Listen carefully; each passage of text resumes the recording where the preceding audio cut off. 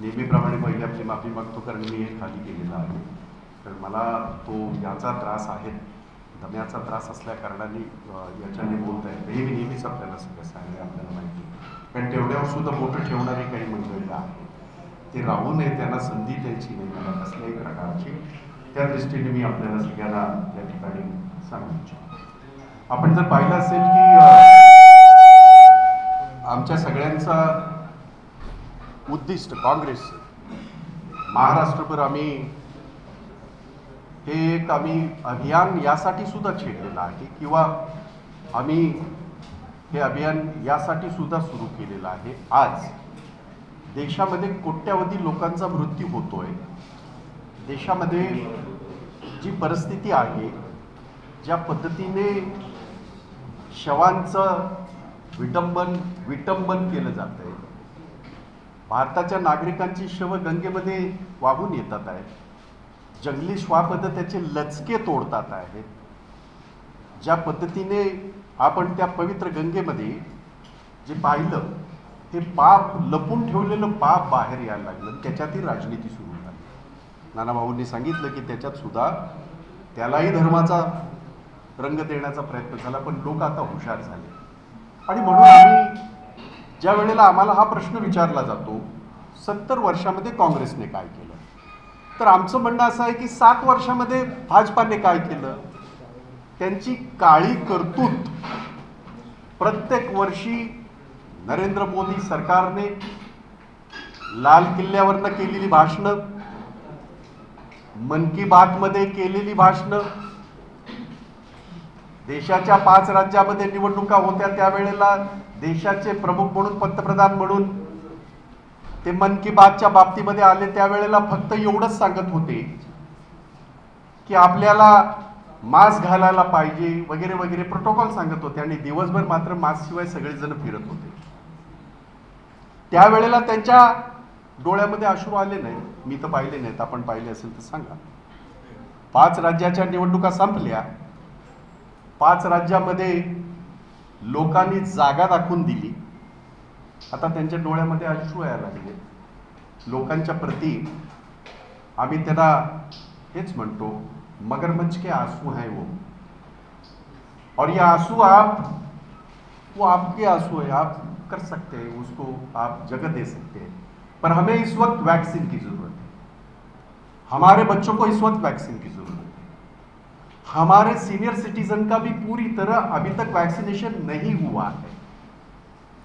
45 से आगे जो अभियान शुरू किया गया और 7 महीनों से चल रहा है, अभी भी वो पूरा नहीं हुआ. इस बात का फख्र है कि महाराष्ट्र सरकार ने और महाराष्ट्र ने सबसे बाजी इसमें मारी है. आप याद करिए, ये वही भाजपा के नेता है, देवेंद्र फडणवीस हो या प्रवीण दरेकर हो या उनके सारे खासदार हो, आमदार हो, ये शुरुआत में तो ये रोना रोते थे कि महाराष्ट्र में वैक्सीनेशन हो ही नहीं रहा, और अभी ये कह रहे हैं कि महाराष्ट्र में सबसे ज्यादा हुआ और वो वैक्सीन केंद्र ने सप्लाई किया. मेहरबानी की, केंद्र ने सप्लाई किया मतलब नरेंद्र मोदी जी के घर से वैक्सीन आई, किसी खासदार के, किसी मंत्री के घर से वैक्सीन आई. हमारा हक बनता है, 132 करोड़ हमारी जो जनता है उनका हक बनता है, और पूरे विश्व में, विश्व के जो नेता है, राष्ट्र प्रमुख है, उन्होंने लॉकडाउन के दरमियान अपने अपने नागरिकों का टीकाकरण किया मुफ्त. हमारे देश में ये हो रहा है, 150 रुपया दो या 960 रुपया दो, क्योंकि अब स्पुतनिक आ रही 960 रुपये की है. यानी मार्च में जो हमारे नाना जी ने जिसका उल्लेख किया, हेल्थ विभाग जिसके ऊपर हम निर्भर है कि वो जो भी गाइडलाइन है जो फॉलो करते हैं, आज भी हम, आपने जो सारा मास्क लगाए, सोच लीजिए ये किसकी गाइडलाइन है, हेल्थ डिपार्टमेंट की. इसी हेल्थ डिपार्टमेंट ने, केंद्र सरकार के हेल्थ डिपार्टमेंट ने ये कहा था कि कोरोना को तो हम लोग हरा चुके हैं, और इसका जिक्र खुद देश के प्रधानमंत्री जी ने भी किया था, आपने दिखाया था. तो क्या हुआ, मार्च में ये कहते, मार्च के पहले हफ्ते में, और हाहाकार होता है पूरी देश में, लाखों लोग अपनी जान गंवाते हैं. और किस लिए? इसलिए क्योंकि उनको ना कि रेमडेसिविर मिल रहा है, क्योंकि केंद्र कंट्रोल कर रही है। कुछ लोग तो ऑक्सीजन के बिना मर गए क्योंकि केंद्र कंट्रोल कर रही है। कुछ लोग दवाइयाँ जो बाकी भी लाइफ सेविंग ड्रग्स है वो सारा केंद्र ये कर रही है। और जब महाराष्ट्र सरकार परमिशन मांगती है तो महाराष्ट्र सरकार को परमिशन नहीं दी जाती। आपको याद होगा पिछले साल ये जो पट्टी हम लोग अपने मुंह पे लगा रहे हैं वो भी खरीदने का किसी भी राज्य को उन्होंने ये नहीं दिया था, परमिशन नहीं दिया था। किस तरह की राजनीति ये सरकार कर रही है और 7 साल से यही राजनीति कर रही है, कोई नई बात है नहीं।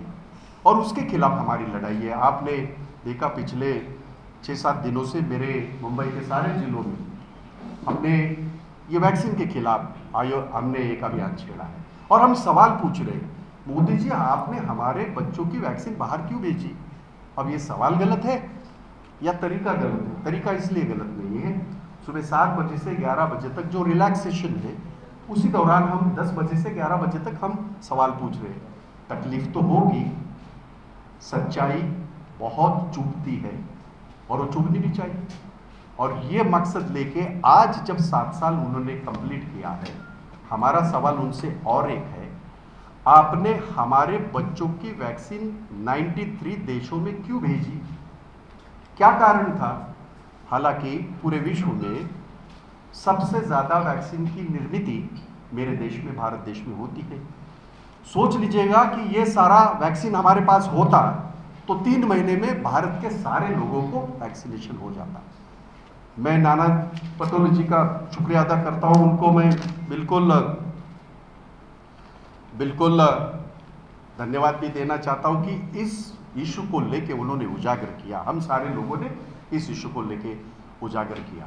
और जो कहा जा रहा है वो आपको तो जो बताएगा वो आप पूछेंगे मुझे कल भी पूछा, हर रोज पूछ रहे हैं कि भाई जिन देशों से रॉ मटेरियल आता है उन देशों को देना पड़ता है। बिल्कुल सही है, ना किसने कहा है? ऐसे नहीं होता, पूरी वैक्सीन उनको दो, ऐसे कब होता है? और ऐसे देश जो है वो कितने हैं? चंद है, 93 नहीं है। तो वो चंद देशों से जो हमारा रॉ मटेरियल आता है उनको एक प्रमाण होता है, परसेंटेज होता है, उतना देना पड़ता है। क्या ये पहली दफा वैक्सीन हो रही है इस देश में? 70 साल में जो 13 वैक्सीन हुई, आपने कभी ये तमाशा देखा कभी?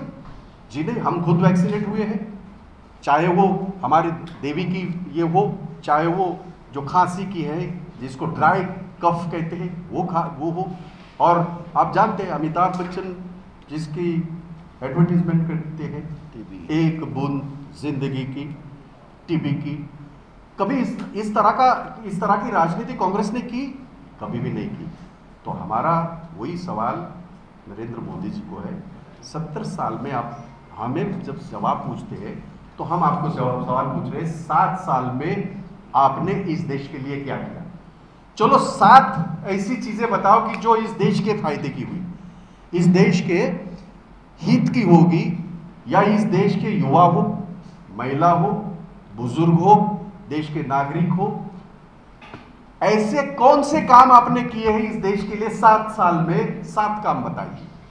हम आपका पूरा पाप का घड़ा जो भर चुका है उसकी बात करने आज आपके सामने हैं।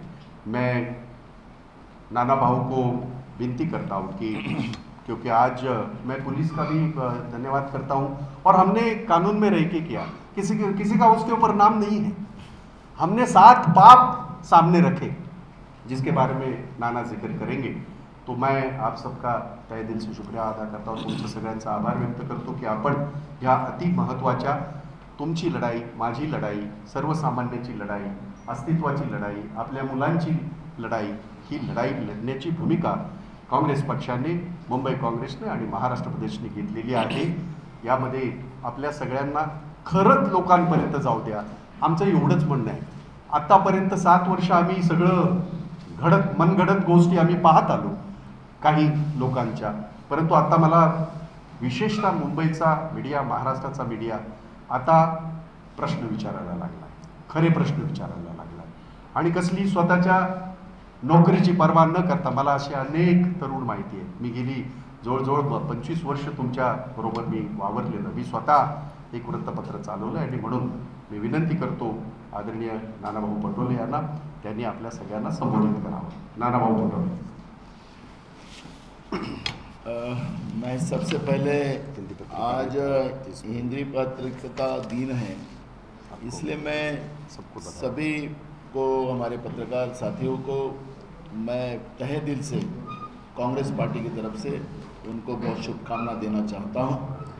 और इसलिए मैं शुरुआत में ये कह रहा हूँ कि पत्रकारिता ये हमारे संविधान का चौथा स्तंभ है और उसकी एक ताकत, क्योंकि वो समाज का आईना है.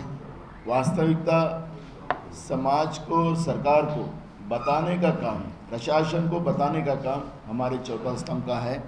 वो आबादित रहे, हमेशा आईना बनकर लोगों को न्याय दे. और इसलिए मैं आज के हिंदी पत्रकारिता दिन की आपको बहुत बहुत बधाई देता हूँ. बहुत बहुत.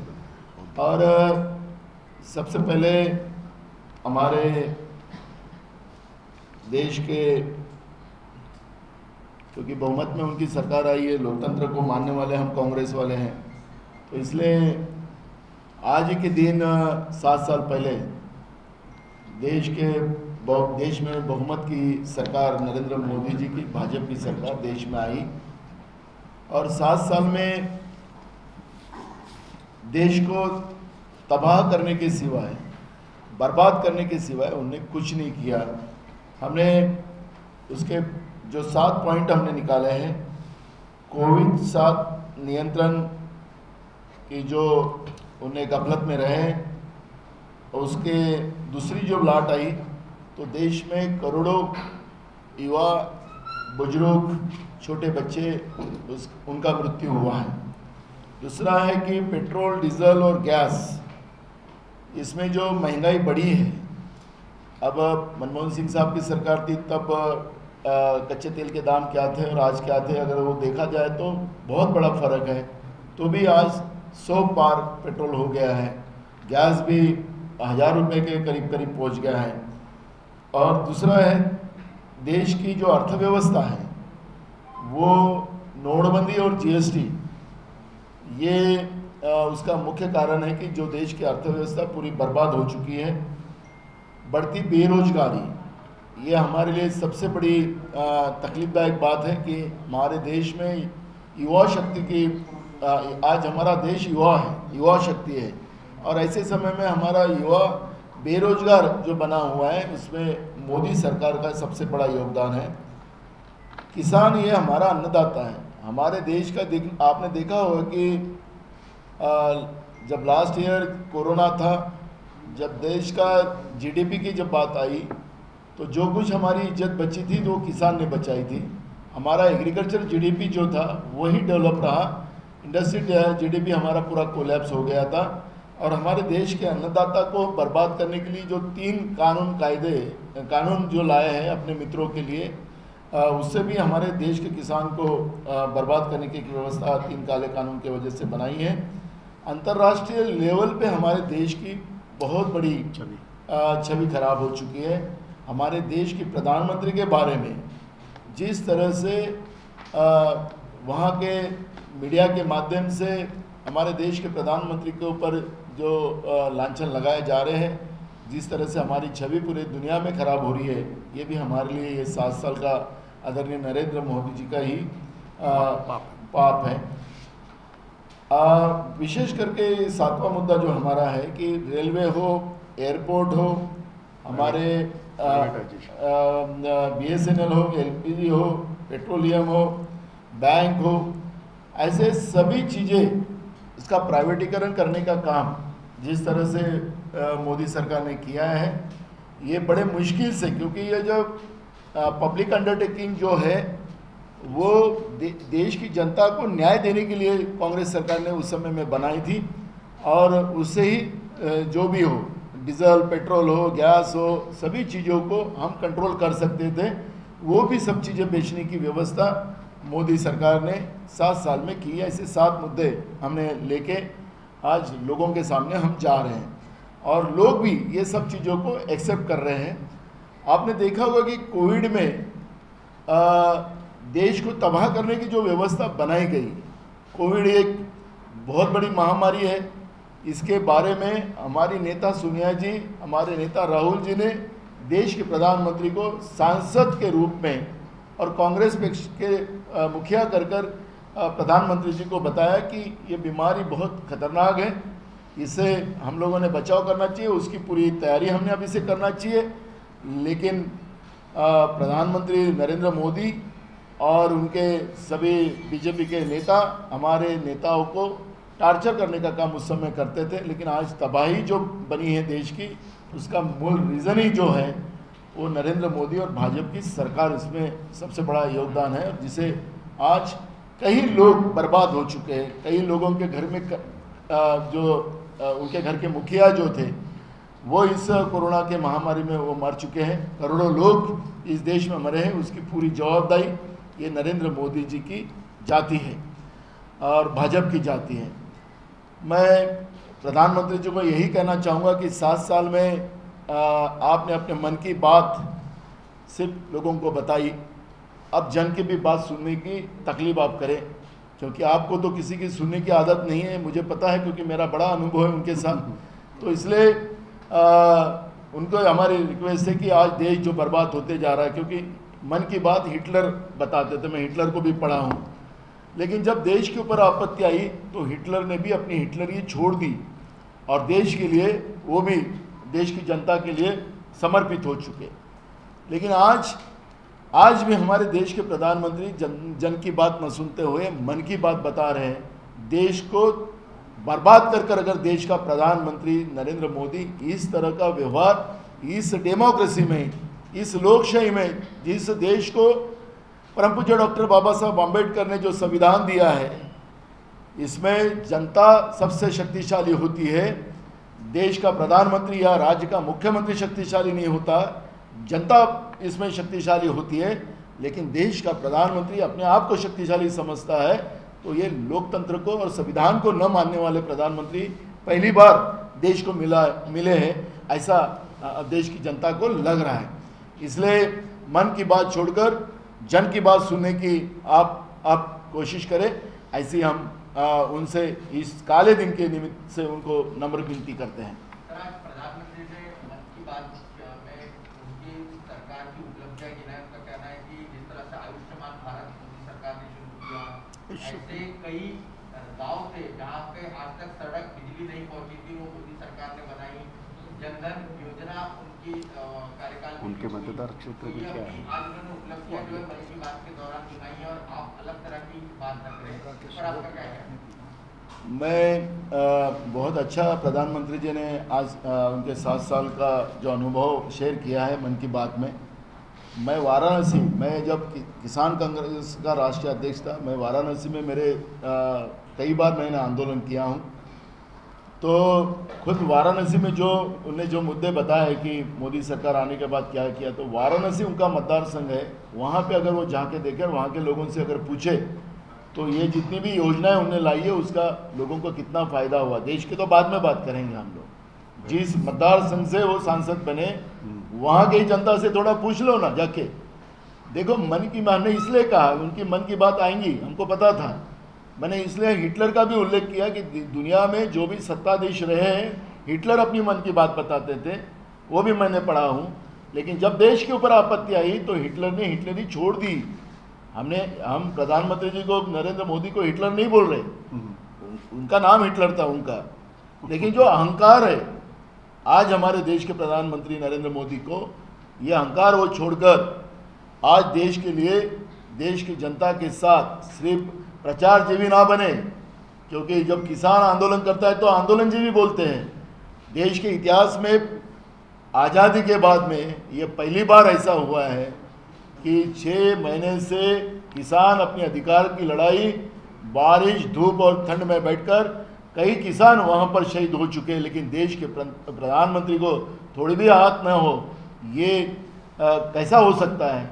ये हमारे लिए नहीं, पूरे दुनिया के लिए एक नया अनुभव हम इस बहाने से देख रहे हैं।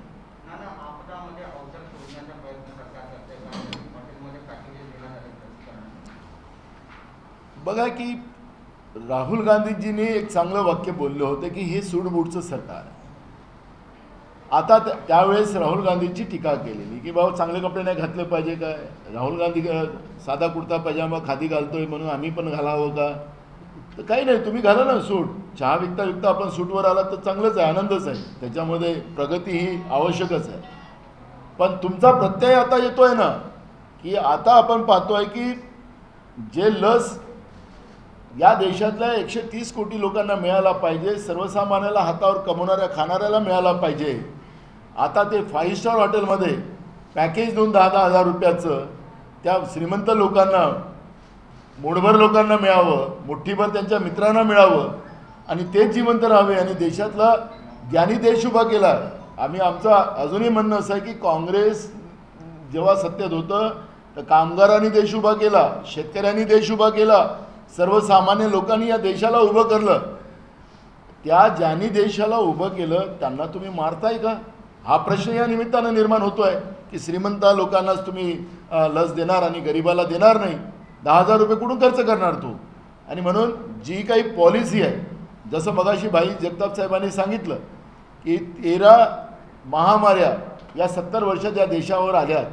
पल्स पोलिओ असेल, TB असेल, अनेक अशा बिमाऱ्या आल्यात जे माताचा रोग होता त्याच्यातही लोक मरायचे, स्पॅनिश फ्लू आलं त्याच्यातही लोक मरायचे आणि मलेरिया आला त्याच्यातही लोक मरायचे. या सगळ्या याच्यावर लस हे केंद्र सरकारने पूर्ण देशाच्या जनतेला लावलं, त्याची बोली तयार नाही केली. 150, 400 आणि 900 ही बोली लावण्याची प्रथा जी आहे ती निवडणुकीत ठीक आहे. बिहार को कितना पैकेज चाहिए? 80 हजार करोड, 90 हजार करोड. ही काही बोली नाही आहे, ही भारतातल्या प्रत्येक जनतेचा जीव वाचवणं, त्याला सुरक्षा देणं हे देशाच्या प्रधानमंत्र्याचं काम आहे. आणि याने तर त्याच्याही पलीकडे जाऊन सांगितलं की डिझास्टर मॅनेजमेंटच्या याच्यामध्ये केंद्राची काही जबाबदारी नसते, राज्याची जबाबदारी, असं सुप्रीम कोर्टात ॲफिडेव्हिट केलं. सुप्रीम कोर्टात ॲफिडेव्हिट केलं. 2005 मध्ये डिझास्टर मॅनेजमेंट कायदा मनमोहन सिंग साहेबांच्या सरकारमध्ये झाला आणि लोकसभे आणि राज्यसभेने त्याला मान्यता दिली. तो कायदा पारित झाला आणि आता देशाचे प्रधानमंत्री जेव्हा राज्यावर संकट येते त्यावेळेस सुप्रीम कोर्टामध्ये ॲफिडेव्हिट करून सांगतात की हे केंद्राची जबाबदारी नाही. मग राज्याचे पैसे कशाला नेता? GSTच्या माध्यमातून तुम्ही प्रत्येक राज्याला भिकारी बनवून ठेवलं. राज्याच्या जे काही हे असेल, टॅक्स असतील ते राज्यामध्ये राहू द्या ना, मग दुसऱ्या दिवशी तुम्ही कटोरे घेऊन फिराल ना. ज्या राज्यातून पैसे तुम्ही घेतात, ज्याच्याकडून पैसे घेतात त्याला सेवा देण्याची जबाबदारी ही त्या सरकारची असते. पण सुप्रीम कोर्टातही खोटं बोलण्याचं काम जे नरेंद्र मोदीचं सरकार करते आहे, या पद्धतीचं सरकार या गेल्या स्वातंत्र्यप्राप्तीनंतरचं हे पहिलं सरकार, भाजपचं नरेंद्र मोदीचं सरकार देशातली जनता बघते आहे. सी वोटर सर्वे समोर आला, त्यामध्ये नरेंद्र मोदीवर 33% लोक असमाधानी आहेत, तर केंद्र सरकारवर 36% लोक असमाधानी आहेत सांगण्यात येते. कसं बघताय सर? एक बघा, सर्वेचं नंतर बघू. आता जेव्हा पश्चिम बंगालने सांगितलं सर्वे कोणाचा चांगला आहे, सगळे सर्वे 7 वर्षात. 1 मिनिट. या कोरोनाच्या बिमारीमध्ये मुद्दा काढला म्हणून तुम्हाला सांगतो की रेमडेसिवीर इंजेक्शन हे जे आहे हे शरीराला हानिकारक आहे, हे WHOने सांगितलं होतं. आता रेमडेसिवीर इंजेक्शन हानिकारक आहे हे सांगितल्यानंतरही सुद्धा आपल्या देशामध्ये त्याचा काळाबाजार झाला. रात्री 12 वाजता आपल्या राज्यातले विरोधी पक्ष नेते पोलीस स्टेशनवर जाऊन त्या अधिकाऱ्यावर धमकून त्याला जो काळाबाजार करणाऱ्या माणसाला सोडवलं, कारण की तो गुजराती होता, गुजरातचा होता, तो त्यांचा सोबती होता.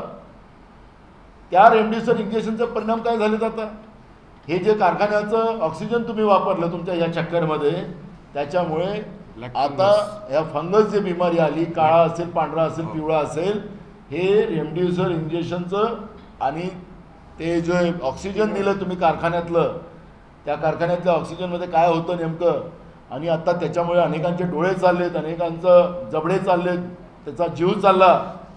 हे सगळं करण्याचं पाप तुम्हाला कोणी सांगितलं? ज्या देशातल्या जनतेने तुम्हाला सत्तेमध्ये बसवलं त्यांना तुम्हाला मारण्याचा अधिकार कोणी दिला? हा प्रश्न या माध्यमातून निर्माण होतो. तुमच्याजवळ शास्त्रज्ञ सगळे आहेत. तुम्ही सुप्रीम कोर्टात काय सांगता की सुप्रीम कोर्टाला तुम्हाला या कोरोनाच्या ह्याच्यामध्ये बोलण्याचं तुम्हाला काही अडचण नाही, कारण की तुम्ही तज्ज्ञ नाही. कोण सांगतं? अधिकार नाही. केंद्र सरकार सांगतं की तुम्हाला अधिकार नाही, कारण की तुम्ही तज्ज्ञ नाही. मी मागच्या काळात सांगितलं की कोर्ट आमच्या संविधानातला आत्मा आहे. ज्यावेळेस सरकार ऐकत नाही त्याच्यामध्ये कोर्टाला हस्तक्षेप करण्याचा अधिकार आहे संविधानाप्रमाणे.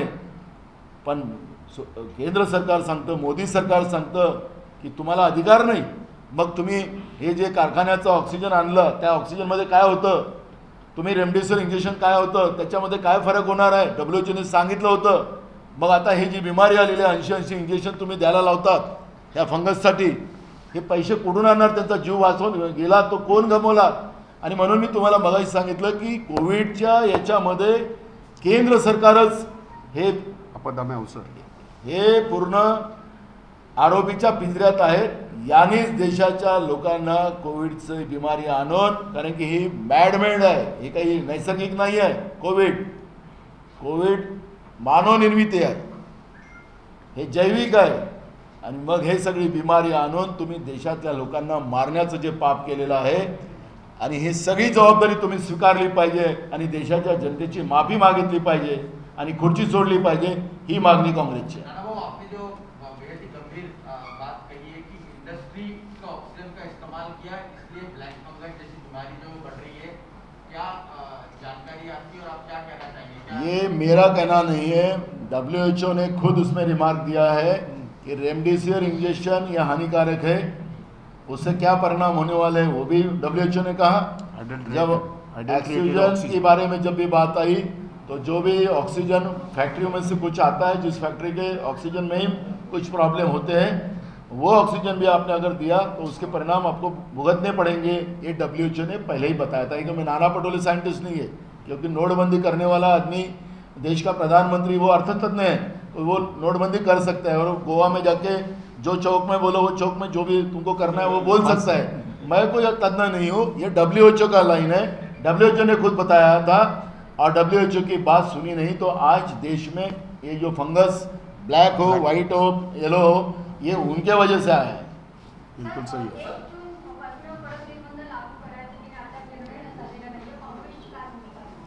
एक बघा आता या विषयाला डायल्यूट करू नका. हां, सर, सातत्यानं भाजपकडनं असं सांगितलं जातं की आमच्या काळात भ्रष्टाचार झाला नाहीये त्याकडे. तुम्हाला माहितीसाठी सांगतो, 2014 ते 2000 आता आपण 21 मध्ये आलेलो आहोत. तुम्ही केंद्र सरकार मैं खाऊंगा ना खाने दूंगा, वो आता परवा 68,000 कोटी रुपये नीरव मोदी, विजय मल्ल्या, चोक्सी, रामदेव, क्या म्हणतो उद्योगपती रामदेव, बाबा नाही म्हणणार, उद्योगपती रामदेव, त्याचा तो काय त्याचा सोबती राहतो तो सुप्रे काय बालकृष्ण, 68,000 कोटी रुपये कर्ज त्यांचं तुम्ही माफ केलं. ते देश सोडून पळाले आणि तुम्ही त्यांचं कर्ज माफ केलं. केंद्रात बसलेल्या देशाच्या तिजोरीला लुटणं आणि हे जनतेचे पैसे घेऊन पळालेले लोक हे जे आहेत त्यांचे पैसे केंद्र सरकार भरते आहे. तर अजून कोणता हा उघड्या डोळ्याचा भ्रष्टाचार आहे? हे काय सांगतात भाजपवाले? जनतेच्या पैशाच्या घामाचे पैसे लुटून आज इथं लससाठी पैसे मागताय गरीबाला तुम्ही. आणि हे काय गरीब होते का? विजय मल्ल्या, नीरव मोदी, चोक्सी, उद्योगपती रामदेव हे गरीब आहेत.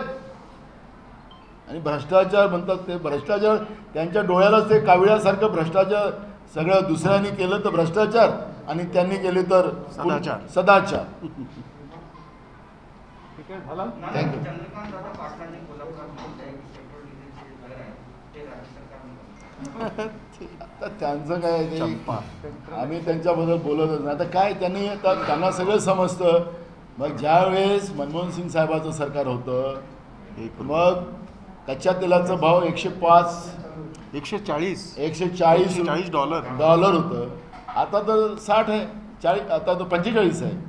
मग हे सगळं असताना त्यावेळेस डिझेल आणि पेट्रोलचे भाव आहोक्यात होते. आता काय?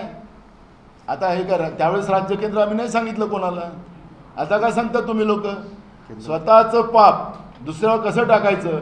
आता ओबीसी आरक्षण असेल, मराठा आरक्षण असेल, सुप्रीम कोर्टाने सांगितलं ना कोणाचं आहे हे माहिती आणि सुप्रीम कोर्ट यांची पोलखोल करते. पण हे राज्यावर आक्षेप करणं यांचा प्रॉब्लेम असं झालं की यांना सत्तेची लागलेली आहे लत, आणि सत्ता गेल्यापासून झाले ते पागल.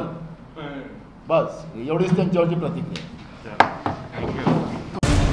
मराठ्यांची तळपती तलवार म्हणजे